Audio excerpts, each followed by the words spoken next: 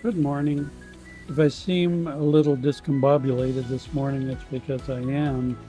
I've come to a realization that gardening in 110-degree heat presents some unique challenges like survival.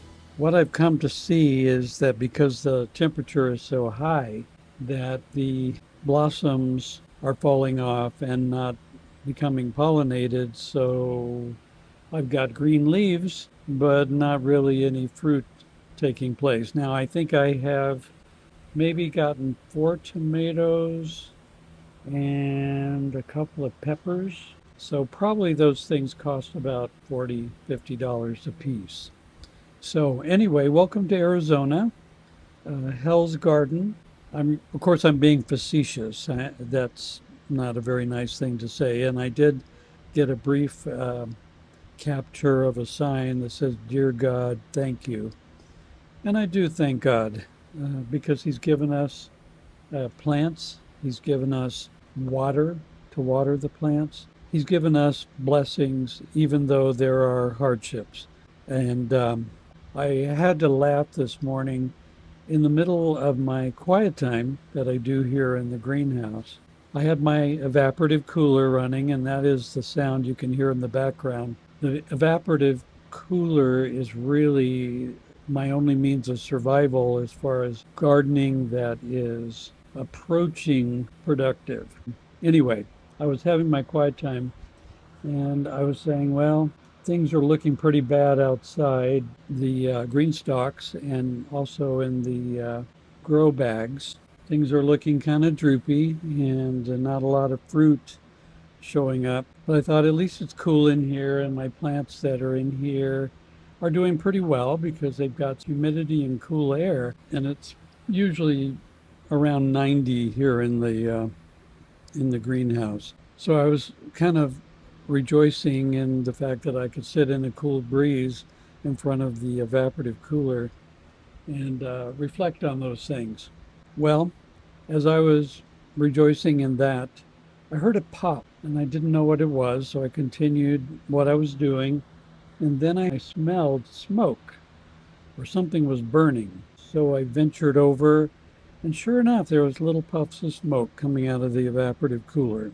So immediately I had to laugh, and I thought of Jonah in the Bible, who kind of had an attitude. He was feeling kind of sorry for himself and not really excited about what God was doing in his life and in his world there in Nineveh.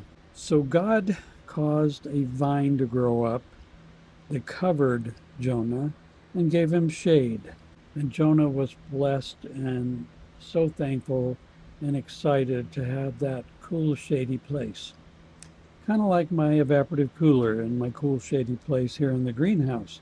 Anyway, so after he'd enjoyed that for a very short while, God allowed a worm to come and attack that vine, the plant that was shadowing him, and the vine died and withered away, and he was in the sun again, blistering hot. And he was very upset once again with God, primarily. And God spoke to Jonah and said, Hey, you're so concerned about that plant that withered, but you're not really spending time on what really matters, and that's people's lives. So I had to laugh when that cooler popped and smoke started coming out. And I thought of my rough beginnings of a YouTube channel trying to talk about gardening in a place that is very hostile to gardening. So, anyway, there are aspects of this that I can see a vision for doing some things differently and taking extreme measures to make survival probabilities higher for my plants and fruitfulness, I hope. Anyway, if you're watching this, thank you. If you like it, put a thumbs up. Other than that, I can't tell you what to do. But if you drop in and check out this outpost in the desert, I'd be glad to have your company for a short time. So anyway, it's going to be an interesting ride, and a lot of the things that I had planned out are under revision.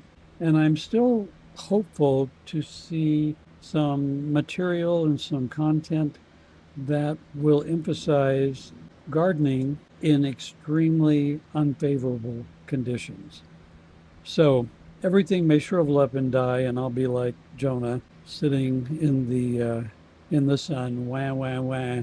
Or we might find that there are some ways, some workarounds, some creative ways to make life happen, even when life feels threatened. And that's the way I feel right now in my greenhouse and in my garden. There are some things that are growing and bearing fruit, but a lot of the big plants, vining plants like cucumber, squash, whatnot, even my tomatoes are basically throwing their blossoms to the wind and saying, hey, we don't have any energy to fruit.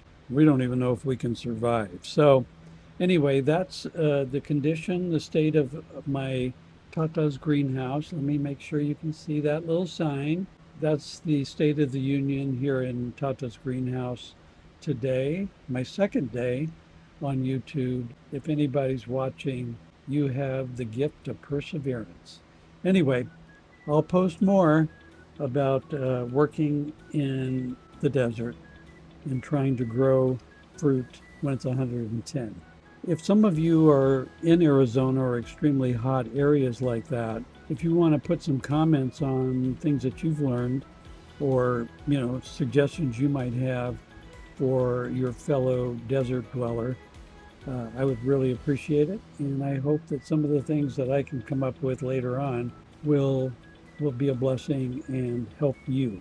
So I do pray that blessing, even though things are very bleak at the moment. May the Lord prosper your family and the fruit of your ground. May the Lord water your crops in their season. Please, God, water my crops.